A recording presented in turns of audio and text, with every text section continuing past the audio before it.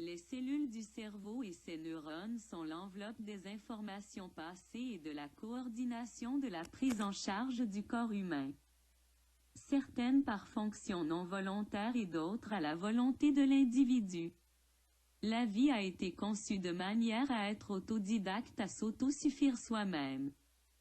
L'âme est la partie immatérielle comme un corps morontiel qui donne l'identité personnalisée spirituellement à l'individu de son vivant dans un corps mortel et d'autant plus aussi dans l'autre monde. Avec l'aide de l'Esprit Dieu en soi. Après la résurrection de l'âme. Une mémoire spirituelle qui est potentiellement fonctionnelle en valeur dans le monde de l'au-delà est fabriquée par l'Esprit Dieu en soi pour que la personnalité puisse revenir en âme et en esprit.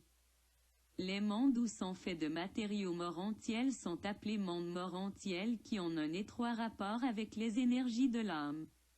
Sans le véhicule de la matière du corps physique. L'âme et l'Esprit Dieu en soi est dans l'incapacité de se manifester visiblement aux yeux des mortels dans le monde matériel. À part que par l'entremise des contrôleurs physiques. Où là reste leur interaction qu'à leur niveau. La partie de la pensée qui prend les décisions, qui interagit au moment présent, qui agit par volition. Qui fabrique des concepts de par sa personnalité est immatérielle. L'autre partie qui est matérielle de la pensée sont les cellules du cerveau humain et neurones contenant les informations qui permettent à l'individu d'interagir dans le monde physique. Plus les informations matérielles contenues dans les cellules du cerveau sont développées en potentiel, plus le potentiel d'interaction de l'individu dans le monde physique est grand dans la mesure de la corrélation des trois, pensée-matière, âme et esprit Dieu en soi. Dans le cas d'une personne qui a une dégénérescence des cellules du cerveau comme l'Alzheimer voit son potentiel d'interaction se réduire et se limiter dû au fait qu'il y ait une corrélation d'interaction entre les trois. Si l'un perd l'autre, le potentiel d'interaction diminue alors.